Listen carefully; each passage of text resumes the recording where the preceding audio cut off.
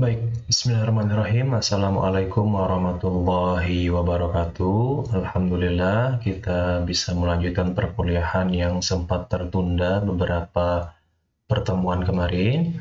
Baik, di pertemuan kali ini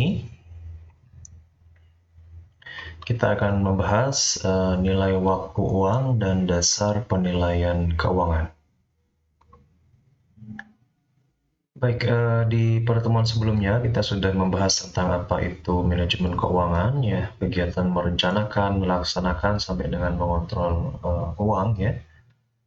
Kemudian ada juga pembagian-pembagian manajemen keuangan, baik itu manajemen keuangan personal, manajemen keuangan publik untuk pemerintah, dan manajemen keuangan corporate atau untuk perusahaan, ya. Kita fokus pada manajemen keuangan corporate, ya, perusahaan, ya.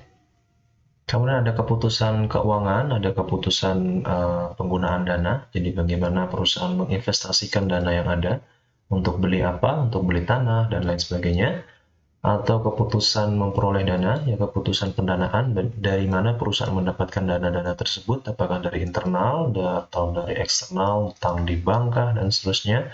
Termasuk nanti ada keputusan dividen untuk pembagian laba atau keuntungan di akhir tahunnya.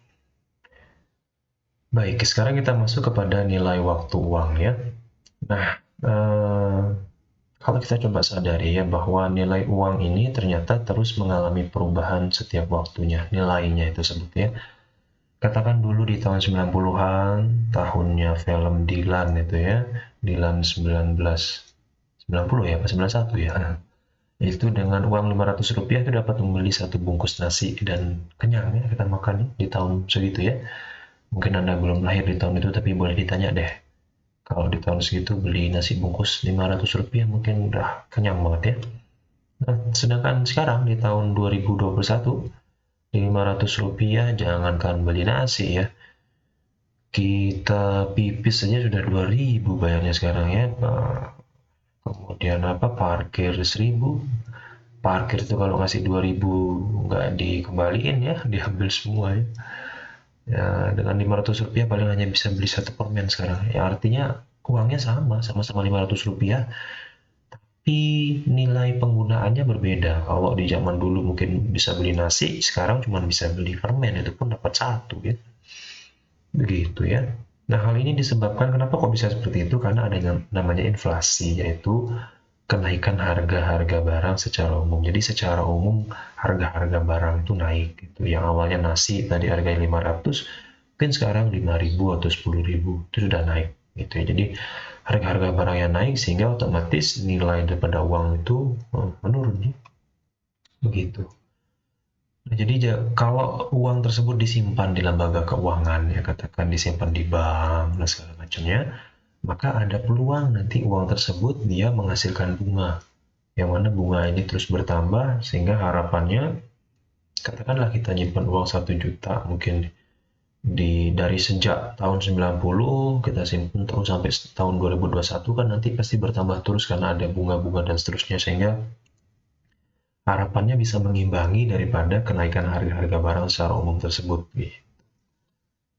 Ya, jadi nilai waktu uang itu ada dua, nilai waktu uang sekarang, namanya nilai sekarang, present value atau bahasa Inggrisnya, ya, dan nilai di masa depan atau future value, ya. Nanti Bapak akan ada pembahasan sedikit dari sisi hitung-hitungannya juga setelah kita selesaikan PowerPoint-nya ini, ya. Baik, kemudian ada dasar penilaian. Dasar penilaian ini adalah proses penentuan harga untuk sekuritas atau investasi. Kan tadi perusahaan itu kan memiliki keputusan investasi. Ini kita punya dana, mau diapain ini dananya? Mau disimpan di mana gitu, ya. Nah, mau simpan di mana itu kan tentu harus dinilai dulu. Ini kalau katakan kita mau nyimpan dalam bentuk sekuritas, dalam bentuk saham. Nah, ini sahamnya bagus nggak? Dan lain sebagainya itu harus tentunya dinilai terlebih dahulu, ya. Kalau memang bagus, ya mari kita invest di sana. Kalau memang nggak bagus, ya nggak usah diinvest di sana. Kira-kira seperti itu, ya. Jadi jika perusahaan menyimpan uangnya di lembaga keuangan pasar modal, ya, katakan kalau tadi dia nyimpan uang di bank, ini bisa juga nyimpan uang di pasar modal atau di Bursa Efek Indonesia, maka dia harus melakukan penilaian jenis ini, gitu, ya. Ada dua jenis sekuritas yang diperdagangkan di pasar modal, yaitu namanya obligasi dan saham, ya. Kalau obligasi ini biasanya menawarkan bunga yang tetap, jadi katakan dalam setahun nanti pasti dapat bunga sekian. Tapi kalau saham belum tentu, kadang-kadang bisa naik, kadang-kadang bisa turun, gitu ya. Nah, karena dalam saham ini kadang-kadang bisa naik, kadang-kadang bisa turun, ada yang namanya teori portofolio. Teori portofolio itu mengatakan seperti ini ya. Jadi kalau semakin besar resiko suatu investasi, semakin besar potensi keuntungannya. Itu biasanya seperti itu. Dan saham-saham yang resikonya tinggi gitu ya. Resiko itu maksudnya adalah sekarang harganya naik, besok turun. Kan itu tiba-tiba langsung rugi ya. Itu dikatakan resikonya tinggi. Tapi di satu sisi karena dia naik dan turunnya cepat ya bisa bervariasi, maka keuntungannya pun bisa besar ya. Yang awalnya katakan tiba-tiba harganya turun dan kita beli di harga itu kan murah ya. Tiba-tiba dia naik langsung kita jual lah, untung banyak sudah kita ya. Jadi di satu sisi dia resikonya besar, kalau rugi ya bisa rugi banget, kalau untung bisa untung banget. Nah, dan karena investasi di masa depannya adalah hal yang belum pasti, karena memiliki potensi untung dan rugi tadi, nggak pasti ya, maka untuk meminimalkan risiko kerugian, meminimalkan ya, bukan berarti menghilangkan sama sekali, nggak bisa ya, karena namanya masa depan kan nggak bisa kita prediksi, tapi sekiranya kita bisa meminimalkan risiko tersebut, itu bisa. Ya, caranya adalah dengan melakukan yang namanya diversifikasi atau penganekaragaman jenis investasi. Maksudnya adalah kalau kita mau investasi, ya katakan saham gitu ya, jangan investasi di satu saham ini saja, tapi investasilah di beberapa jenis saham. Supaya apa? Kalau yang ini rugi, yang ini masih ada kemungkinan untung lah, kira-kira seperti itu. Jadi ini untung nanti bisa menutupi kerugian yang ini. Ibaratnya kalau kita mau buka bisnis gitu ya, kalau kita punya banyak uang tentunya ya, buka bisnis ini, buka bisnis itu, harapannya kalau bisnis yang ini gagal masih ada cadangannya yang ini. Kira-kira logika sederhananya seperti itu. Jadi untuk meminimalkan resiko, perusahaan dapat melakukan diversifikasi, yaitu investasinya diragamkan jenisnya, ada yang ini dan seterusnya. Itu dengan harapan kalau satu investasi itu gagal, masih ada investasi lain yang kemungkinannya tidak gagal, ya, masih ada cadangan lah, kira-kira seperti itu. Nah, kumpulan jenis-jenis investasi tersebut itulah yang dinamakan portofolio. Jadi teori portofolio ini menyarankan kalau kita mau invest itu jangan di satu tempat doang dong. Kalau rugi ya rugi semua, kita nggak punya cadangan gitu. Maka sebaiknya kita investasi di beberapa tempat gitu ya. Kemudian ada yang istilahnya CAPM ya, atau Capital Asset Pricing Model. Ini teori yang digunakan untuk menghitung portofolio investasi. Dia menyatakan bahwa risiko itu ada dua, ada yang sistematis tidak bisa dihilangkan namanya beta. Ya katakan kayak perusahaan-perusahaan pertambangan itu kan sangat berisiko ya. Kenapa? Karena sangat dipengaruhi oleh harga emas bisa naik bisa turun gitu ya. Dibandingkan dengan perusahaan-perusahaan katakan Unilever, perusahaan yang jual sabun, sampo itu kan kayaknya mau harga emas berapapun tetap aja orang mandi pakai sabun kan gitu. Jadi nggak terlalu berpengaruh gitu ya. Jadi ada beberapa perusahaan yang memiliki resiko, memang dari sananya sudah beresiko, ada yang tidak gitu ya. Ada juga resiko non sistematis ya. Ini dapat diminimalkan dengan diversifikasi ini ya. Jadi kalau yang sistematis tadi sudah nggak bisa diutak-atik, memang bawaan perusahaannya dia sudah beresiko. Tapi kemudian ada resiko yang tidak sistematis, inilah yang bisa diminimalkan dengan penganekaragaman tadi tersebut ya. Baik, kesimpulannya adalah bahwa nilai uang berbeda dari waktu ke waktu ya. Kalau dulu Rp500 bisa beli nasi, sekarang mungkin hanya bisa beli permen gitu ya. Kemudian nilai uang cenderung menurun karena adanya investasi ya. Karena adanya inflasi. Inflasi itu adalah kenaikan harga barang secara umum. Jadi kalau kita nyimpan uang di lembaga keuangan akan mendapatkan potensi keuntungan dari bunga. Sehingga harapannya duit kita bertambah sehingga bisa mengimbangi kenaikan harga-harga barang secara umum tersebut ya. Salah satu lembaga keuangan yang memiliki potensi keuntungan cukup baik adalah di pasar modal, makanya rata-rata perusahaan menginvestasikan dananya itu di sana karena dia menawarkan potensi keuntungan yang cukup besar. Sehingga duit perusahaan itu tidak termakan oleh inflasi gitu. Jadi ada dua produk yang dapat dibeli di pasar modal, yaitu obligasi dan saham. Obligasi tadi menawarkan bunga yang tetap, kalau saham bervariasi, tergantung perusahaan maunya gimana. Kalau perusahaan mau yang pasti-pasti aja deh ambil obligasi, tapi biasanya yang bunga tetap ini bunganya kecil gitu. karena resikonya juga kecil. Nah, saham ini resikonya besar tapi potensi keuntungan juga besar. Nah, tergantung sekarang perusahaan mau pilih yang mana ya. Ada namanya teori portofolio digunakan untuk meminimalkan resiko ya. Salah satu contohnya tadi adalah CAPM. Jadi ada resiko sistematis dan non sistematis ya. Demikian, terima kasih. Semakin besar resiko, maka semakin besar potensi keuntungannya. Nah, demikianlah penyampaian Bapak dari sisi PowerPoint-nya. Bapak akan masuk ke Excel-nya sekarang ya. Baik, nah inilah dia Microsoft Excel ya. Jadi program atau aplikasi di komputer laptop itu ada namanya program Microsoft PowerPoint, itu biasanya untuk presentasi-presentasi. Ada namanya Microsoft Word untuk buat skripsi, makalah. Ada namanya Microsoft Excel. Nah, Microsoft Excel ini gunanya untuk melakukan berbagai macam perhitungan-perhitungan, baik perhitungan matematika, statistik, keuangan, dan lain sebagainya ya. Nah, Bapak memberikan contoh ini matematika yang ada di Excel. Ini sama dengan, itu pakai kode sama dengan seperti ini, tambah, kurang, kalau bagi dia pakai garis miring gitu ya. Kemudian kalau kali dia pakai tanda bintang, pangkat tandanya seperti itu, dalam kurung seperti itu. Misalkan nih contohnya ya, tahun 1, 2, 3, 4. Nah, enaknya di Excel itu, ini Bapak kasih contoh ya. Nggak perlu kita nulis angka banyak-banyak, cukup tulis 1, 2. Ini bisa kita tarik langsung melengkapi situ ya. Atau kita bisa ini klik 2 kali saja di pojok kanan bawahnya ini. Udah langsung itu. Jadi katakan ada 1000 angka yang harus kita isi, tinggal klik 2 kali sudah selesai. Nah, itu enaknya Excel ya. Ini katakan ini pendapatan ada 100, biaya ada 50, kita mau hitung laba. Laba itu kan pendapatan dikurangi biaya. Ini contoh saja ya.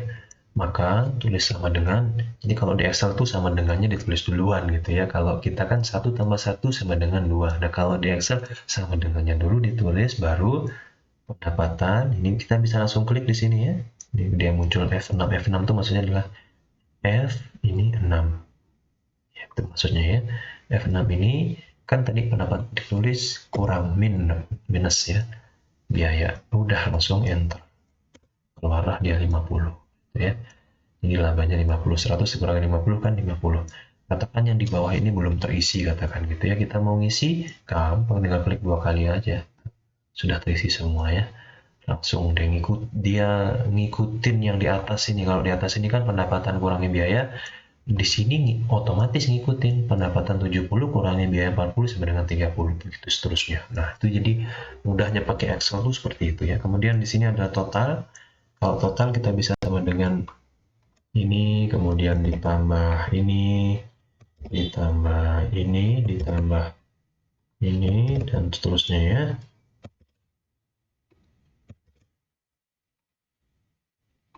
Sama dengan 220 ya.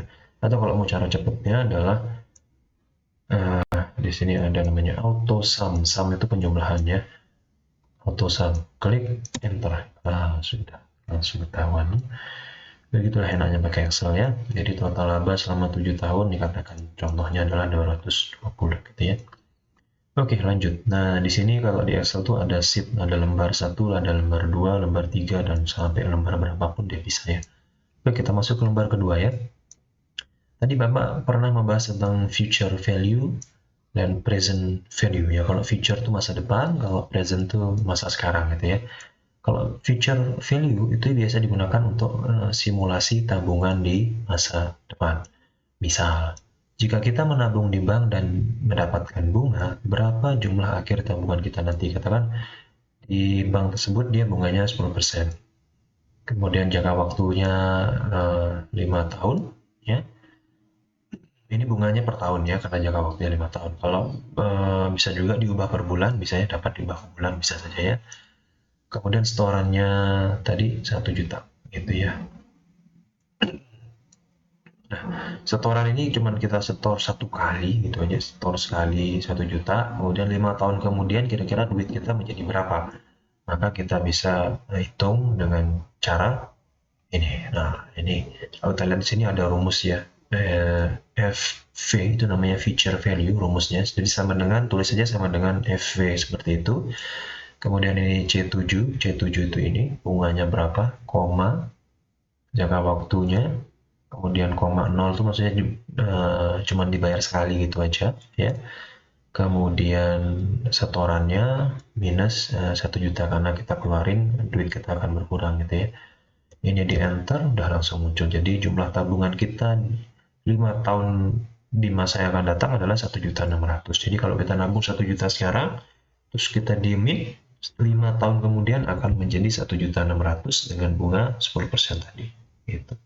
Jadi kita tahu future value, kita tahu di masa yang akan datang duit kita itu bakal menjadi berapa kalau kita simpan duit kita di bank dengan bunga sekian selama jangka waktu sekian. Gitu. Jadi keuntungan kita sekitar 610.000 dalam 5 tahun tersebut.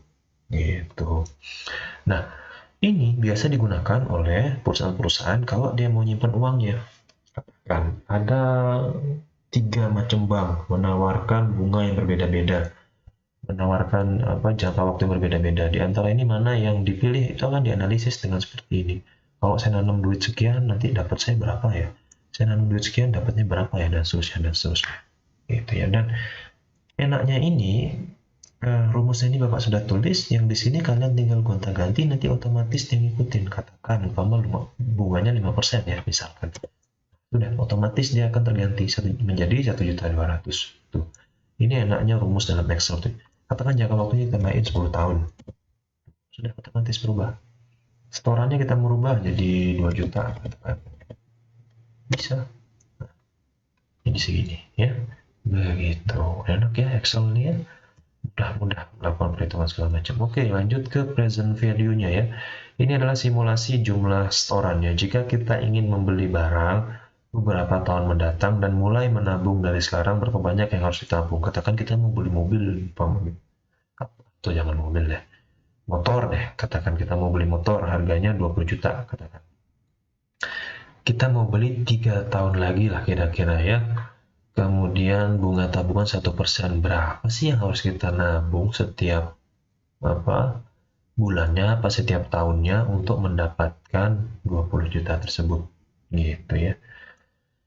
Maka yang harus kita tabung adalah yaitu ya, kita pakai rumus present value, kemudian ini F mana nih, F9 rate-nya, kemudian F8 dan ini dan seterusnya ya, sama tinggal dimasuk-masukin saja rumus-rumusnya, kemudian di enter. Maka kalau kita ingin mendapatkan uang 20 juta dalam waktu 3 tahun dengan bunga tabungan 1%, kita cukup setorkan duit 19.400.000 ya, 19.400.000 kita setorkan, sudah kita diamin, maka 3 tahun berikutnya duit tersebut akan menjadi 20 juta gitu ya, karena ada bunganya 1% tadi itu ya. Kalau kita coba bagi per tahunnya, maka dalam per tahun kita cukup ngumpulin menyetorkan uang sebanyak 6.400.000, atau kalau per bulannya lagi, dalam per bulannya kita cukup menyetorkan uang sebanyak 539.000 rupiah. Jadi setiap bulan kita cukup nabung sejumlah 500.000 sekian per bulan selama 3 tahun. Nanti setelah 3 tahun dia akan nyampe nominal 20 juta. Begitu kira-kira ya. Kemudian selanjutnya adalah jika kita ingin kredit motor tadi, nanti di dealernya dia nawarin, Pak mau kredit lewat dealer kita gitu ya. Atau kita bisa coba cari tempat lain. Katakan kita mau pinjam di koperasi, nanti kita pinjam di koperasi duitnya 20 juta gitu. Setelah dapat duitnya baru kita ke dealer, nanti baru kita beli motor di sana. Nah, kira-kira mana yang lebih murah bunganya? Mari kita lihat ya.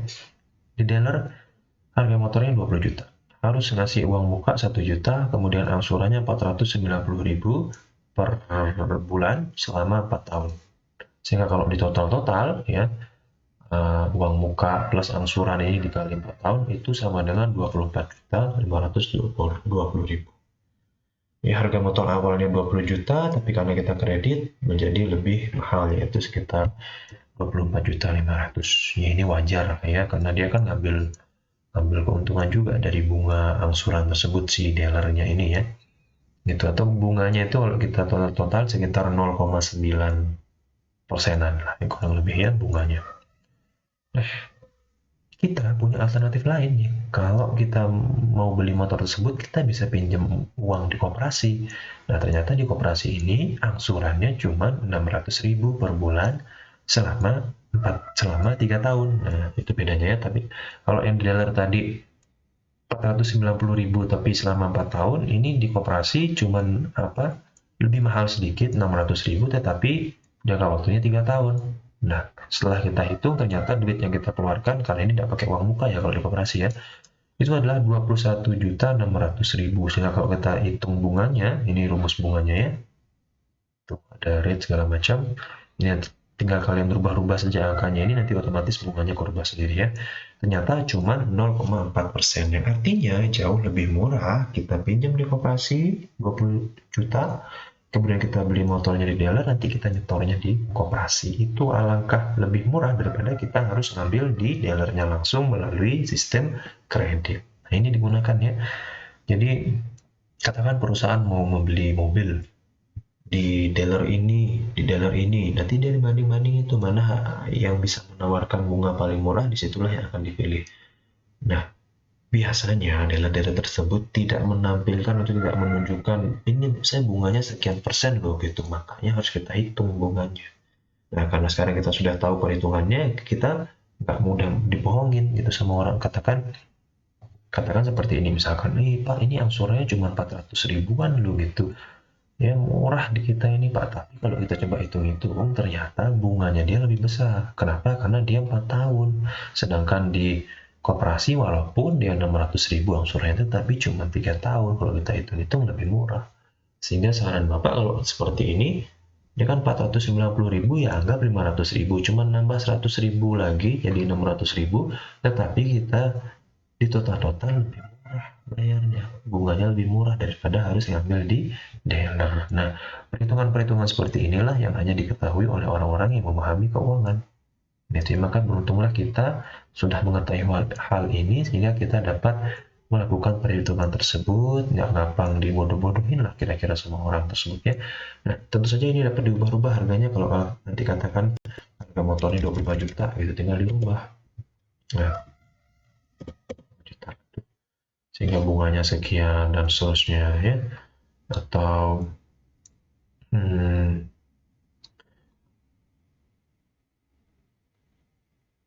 nah ini angsurannya pasti karena harga motornya sudah segini, angsurannya pasti nggak mungkin segini ya, misalkan angsurannya jadi 650.000 misalkan selama 4 tahun, bunganya sekian persen dan seterusnya ini bisa diubah-ubah, nanti bunganya otomatis langsung terhitung sendiri.